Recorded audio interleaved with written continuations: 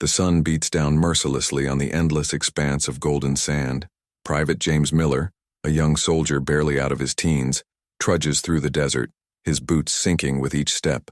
The heat shimmers in the distance, distorting the horizon into a mirage of water that never comes. His uniform is caked in dust, his lips cracked, his throat parched. This is his third month deployed in the middle of nowhere, a place where time seems to stretch and warp like the heat waves rising from the dunes. James pauses, wiping sweat from his brow with the back of his gloved hand. His squad is miles behind, their voices reduced to faint static over the radio. He's been tasked with scouting ahead, a routine patrol that feels anything but. The desert is silent, save for the whisper of the wind carving patterns into the sand. And then, something glints. He squints, shielding his eyes. Half buried in the sand, a small object catches the light. Curiosity pulls him forward. He kneels, brushing away the grains with trembling fingers. It's a bracelet, delicate silver with intricate engravings, unlike anything he's seen before. The metal is warm, almost alive beneath his touch. James straightens, heart pounding. Who would leave something so precious here? The desert swallows secrets whole, but this feels different, intentional. He scans the horizon, but there's nothing, only dunes rolling endlessly toward the sky. Yet as he turns the bracelet over, he notices an inscription, Para mi amor, hasta el fin, for my love, until the end. The words send a chill down his spine. This isn't just a lost trinket, it's a promise, a story, and somehow, he's now part of it. The wind picks up, howling faintly, like a distant voice. James shoves the bracelet into his pocket, his mind racing. The desert doesn't give up its secrets easily, but this one feels urgent, as if it's been waiting. Hours later, back at camp, the weight of the bracelet presses against his thigh. He can't stop thinking about it. Who was the owner? What happened to them? The questions gnaw at him, pulling him into a mystery he never asked for. That night, under a sky littered with stars, James examines the bracelet again. The engravings tell a story. Two figures, hands clasped, surrounded by symbols he doesn't recognize. One looks like a sun, the other a moon. Opposites. Balance. His fingers trace the metal, and for a moment he swears he feels warmth spreading through his palm. A flicker of something. Memory? Imagination? He shakes his head. The desert plays tricks on the mind. But this feels real. The next morning, James can't shake the feeling that he's being watched. Every gust of wind, every shift of sand seems deliberate, as if the desert itself is guiding him. His squad moves out, but his eyes stay fixed on the dunes, searching. Then he sees it, a faint trail of stones arranged too perfectly to be natural. His breath hitches. He follows, heart hammering. The stones lead him to a crumbling wall half buried in the sand. Ancient, forgotten. James kneels, brushing away dust. More carvings, the same symbols from the bracelet. The sun, the moon. Two names, Elena and Mateo. His blood runs cold. This isn't just a random artifact, it's a grave, a love story lost to time, and somehow he's stumbled upon it. The wind whispers again, louder this time. Encuentra me. Find me. James stumbles back, his mind reeling. Is he hallucinating? Or is the desert speaking to him? He clutches the bracelet, the metal burning against his skin. That night he dreams. A woman, Elena, stands in the sand, her hand outstretched. Her voice is soft, urgent. No dejes que se olvide. Don't let it be forgotten. James wakes with a gasp, the bracelet clutched in his fist. The desert holds its breath, and he knows, this is just the beginning. The dream clings to James like the desert dust, a phantom residue that the morning light cannot burn away. Elena's voice, no dejes que se olvide, echoes in the hollows of his mind, a refrain against the rhythmic thumping of the helicopter blades. He's back at the forward operating base, a temporary fortress of corrugated metal and humming generators. But the ancient world he brushed against feels closer, more real, than the concrete walls around him. The bracelet is a constant, heavy presence in his pocket, a secret he carries like a second skin. His squad mates notice the change. They call him Ghost, a nickname that started as a joke about his quiet demeanor but now feels unnervingly accurate. He drifts through his duties, cleaning his rifle, checking the perimeter, eating bland rations, while his mind is miles away, lost in the sand with two names he can't forget, Elena and Mateo. The symbols from the wall, the sun and the moon, burn behind his eyes.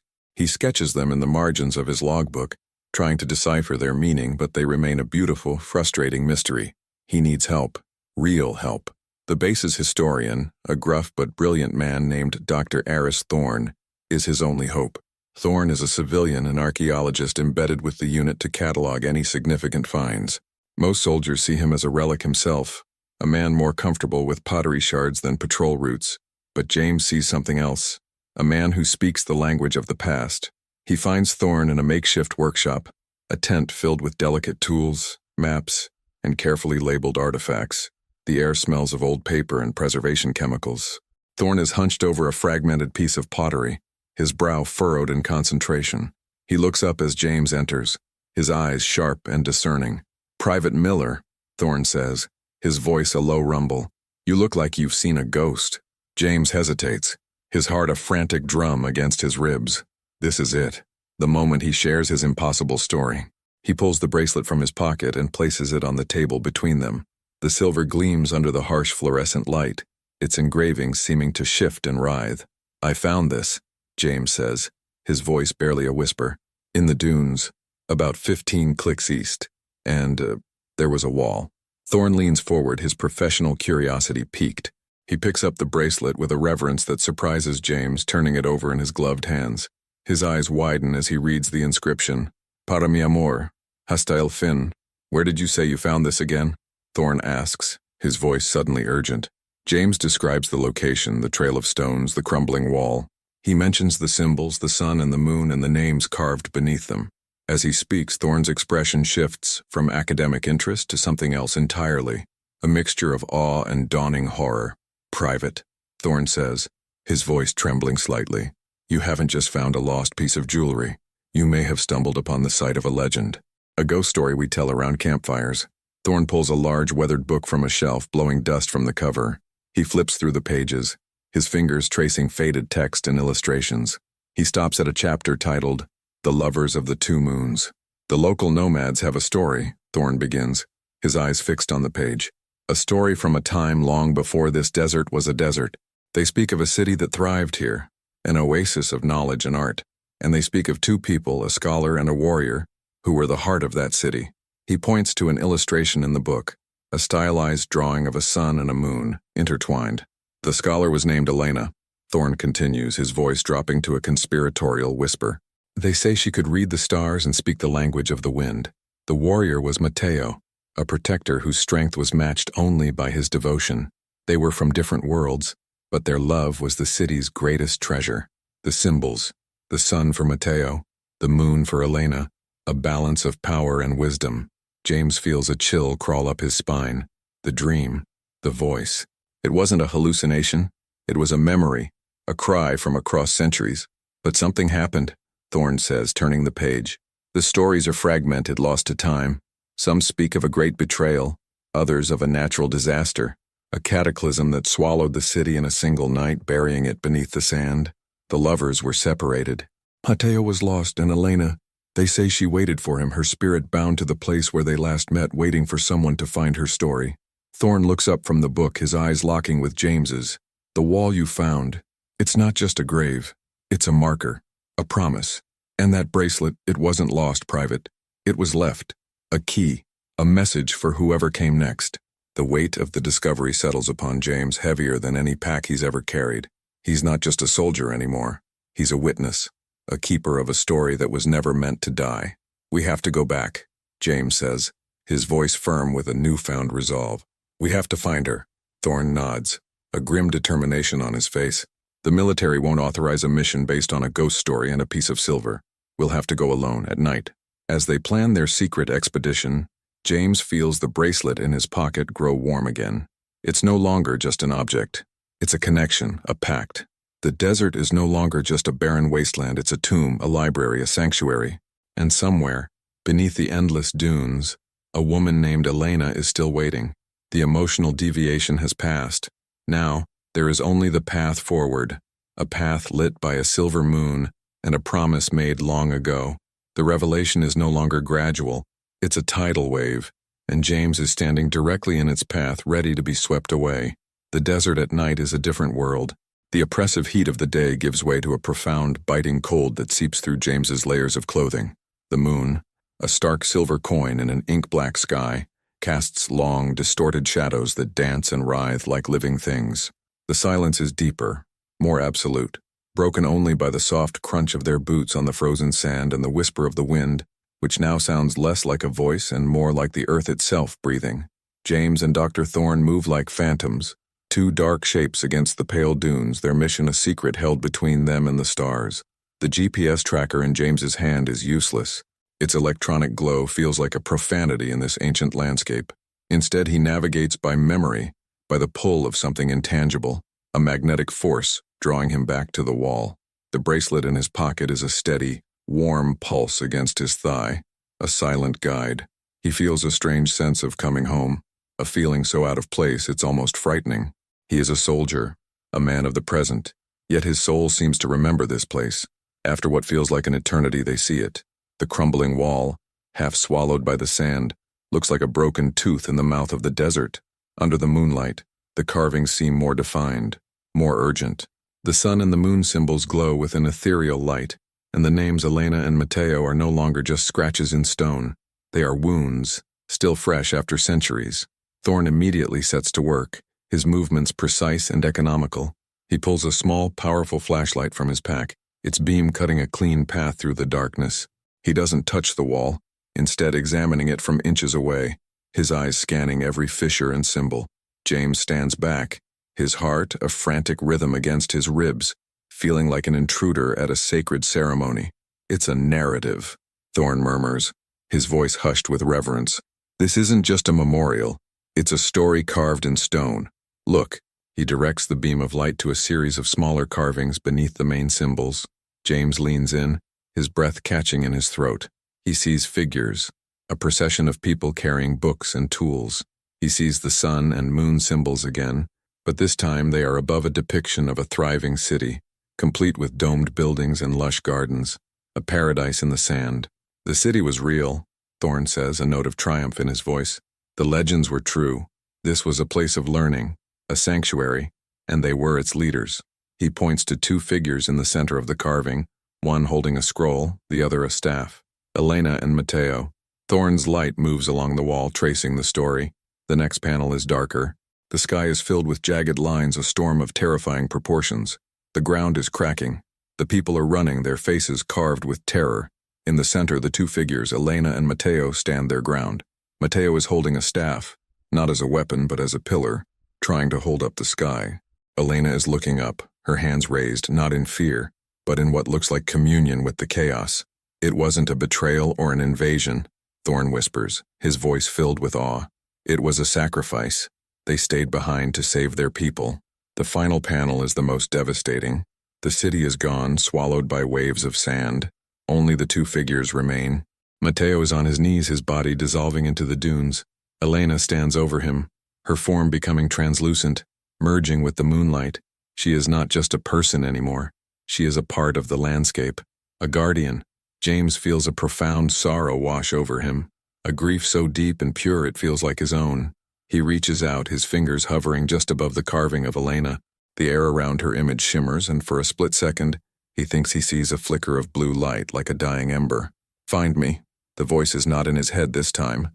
It's a whisper on the wind, clear as a bell, right beside his ear. He stumbles back, his eyes wide with shock. Thorne looks at him, his face a mask of concern. "James, what is it?" "She's here," James chokes out, pointing a trembling finger at the base of the wall. "She said, 'Find me.'" Thorne follows his gaze. The beam of his flashlight lands on a spot where the sand seems unusually soft, as if it has been recently disturbed. Without a word, Thorne pulls a small trowel from his pack and begins to dig. James drops to his knees beside him, using his hands, scooping away the cold sand with a desperate urgency. Their fingers brush against something hard. Not stone, wood. A box. It's small, no larger than a shoebox, made from a dark, petrified wood that has survived the ages. It's sealed with a complex clasp, shaped like the intertwined sun and moon. James's hands shake as he works the clasp. It clicks open with a sound that echoes in the silence. Inside, nestled in faded velvet, is not treasure, but a collection of memories. There is a small, leather-bound journal, its pages brittle with age. There is a lock of dark hair tied with a silver thread, And there is another bracelet identical to the one James holds, but this one is tarnished. It's silver, dull with time. James picks up the journal. The leather is cool and smooth, impossibly old. He opens it carefully, the pages crackling like dry leaves. The handwriting is elegant, flowing, a dance of ink on parchment. It's in Spanish. He can't read it, but he doesn't need to. He looks at Thorne, whose eyes are wide with disbelief. "Read it," James says, his voice barely audible. "Please." Thorne takes the journal, his hands trembling as much as James's. He clears his throat and begins to read, his voice translating the ancient words into the cold, desert night. "If you are reading this, then the sand has finally given up its secret. My name is Elena. This is the story of my city and of my love, Mateo. The cataclysm came without warning. The earth tore itself apart and the sky wept fire. Our people had to flee, but someone had to stay behind to guide the earth's rage away, to soothe its pain. Mateo, my son, my strength, he was the anchor. He gave his body to the desert to become its foundation." Thorne pauses, his voice thick with emotion. James stares at the second bracelet, the dull one. It must have been Mateo's. "I could not leave him," Thorne continues, his voice cracking. "My love was too strong, so I gave myself to the wind, to the moonlight. I became the watcher, the memory. My spirit is bound to this place, waiting. I left my bracelet as a promise, a sign that I would be here, and his is a key to find me, to finally let us rest. But the key is not enough. It needs a vessel, a heart that understands sacrifice, a heart that is not afraid of love." Thorne looks up from the journal, his eyes locking with James's. The unspoken truth hangs between them, heavy and absolute. The bracelet James found wasn't just left behind. It was waiting for him. James looks down at the silver bracelet in his hand, the one that has been warm since the moment he found it. He looks at the dull, lifeless one in the box. He understands now. The emotional deviation, the gradual revelation, it all led to this. This is the climax. Not a battle, not a fight, but a choice. An act of empathy that spans centuries. He reaches into the box and picks up Mateo's bracelet. It's cold, lifeless. He holds it in one hand, Elena's bracelet in the other. He closes his eyes, thinking of the carvings, of the sacrifice, of a love so powerful it remade the very fabric of the world. He thinks of his own life, of the fear and loneliness he has felt in this desert. He understands. He truly understands. Slowly, deliberately, he presses the two bracelets together. The moment the silver touches, a blinding blue light erupts from the point of contact, engulfing them. The wind howls, no longer a whisper but a triumphant roar. The ground trembles, not with violence, but with a deep, resonant hum, like a giant stirring from a long sleep. James feels a surge of energy, a torrent of emotion, joy, sorrow, love, release, all at once. He sees flashes of images in his mind, a city of light, two lovers laughing under a starry sky, a man turning to sand, a woman becoming light. He feels their presence, not as ghosts, but as a warm, enveloping gratitude. And then, as quickly as it began, it's over. The light fades, the wind settles, the desert is silent once more. James opens his eyes. He is kneeling on the sand, tears streaming down his face. In his hands, the two bracelets are gone. In their place is a single, smooth river stone, warm to the touch, glowing with a soft internal light. The wall behind him has changed. The carvings have faded. The names of Elena and Mateo now barely visible, their story finally told. The emotional weight of the last few days crashes down on him, not as a burden but as a profound, life-altering gift. He came to the desert as a boy, and he is leaving it as a man who has touched eternity. The silence that follows the cataclysm of light is not empty. It is full. It is the sound of a story completed, a promise fulfilled. James remains kneeling on the frozen sand, the smooth, warm stone in his hands, the only proof that the night's impossible events were real. Dr. Thorne is a few feet away, sitting on the ground, his face pale and his eyes wide with a mixture of terror and wonder. He looks at James, then at the now faint carvings on the wall, and back again, as if trying to reconcile the man he knew with the one who just communed with a legend. What was that?" Thorne finally stammers, his voice a raw whisper. James doesn't answer immediately. He looks down at the stone. It no longer glows with an intense light, but with a soft, gentle pulse like a captured heartbeat. It feels alive, a vessel of peace. He feels a profound sense of calm settle over him, the frantic energy of the past few days replaced by a deep, resonant stillness.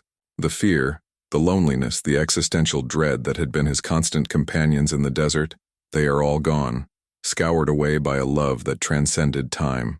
I think, James says, his voice clear and steady, we just helped them go home. The journey back to the base is a blur. The desert, once a hostile alien landscape, now feels familiar, almost benevolent. The moonlight seems to guide their steps. The wind no longer whispers but hums a lullaby. James clutches the stone, its warmth a constant reassurance. He is no longer just Private James Miller, a young soldier far from home. He is a keeper of a secret, a witness to a miracle. The experience has rewired something fundamental within him, shifting his entire perspective on life, duty, and the nature of existence. Back in the sterile confines of the base, the world of the military feels absurdly trivial.